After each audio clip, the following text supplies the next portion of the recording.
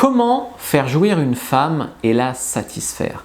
Il y a beaucoup trop d'hommes qui pensent que faire jouir une femme et la satisfaire, c'est juste avoir un gros pénis, par exemple. Ou c'est juste tenir des heures un peu comme un robot, tu vois. Il y a beaucoup d'hommes qui... Je ne dis pas que la performance n'a pas d'incidence, la performance c'est important, mais il y a beaucoup d'hommes qui ne pensent que performance, que taille. Tu vois. Et en fait, c'est faux. Donc je pense que la première chose pour donner du plaisir à une femme, c'est les préliminaires. Les préliminaires, c'est hyper important. Déjà, tu vois, souvent les femmes pratiquent la fellation sur l'homme, mais l'homme ne pratique pas le cunnilingus sur la femme en retour. Ou alors 2 secondes histoire de dire.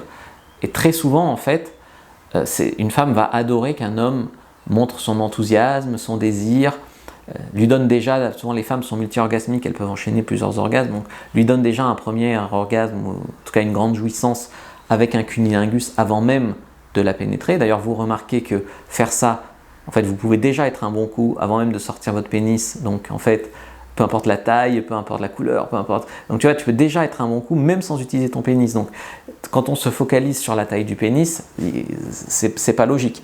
Et donc, ou sur tenir des heures, puisque là tu as juste utilisé ta langue et tes doigts pour l'instant.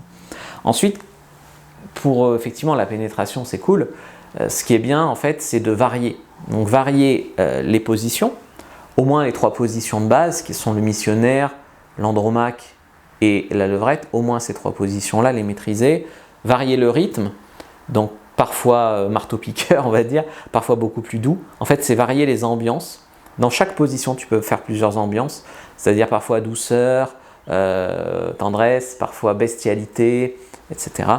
Et savoir bien sûr situer les choses de base, quand tu vas vouloir la doigter ou quand tu vas vouloir adapter l'angle de ta pénétration, hein, savoir où est le point G, savoir comment, par exemple, quand tu vas adapter ton angle, elle sur toi, comment tu fais pour que ça frotte sur le clitoris. Donc il faut connaître quand même un minimum, on va dire, comment une femme s'est fait, d'accord, la morphologie.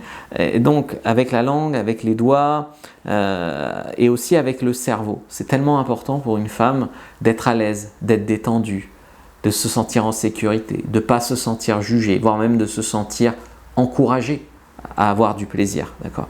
Donc ça c'est important.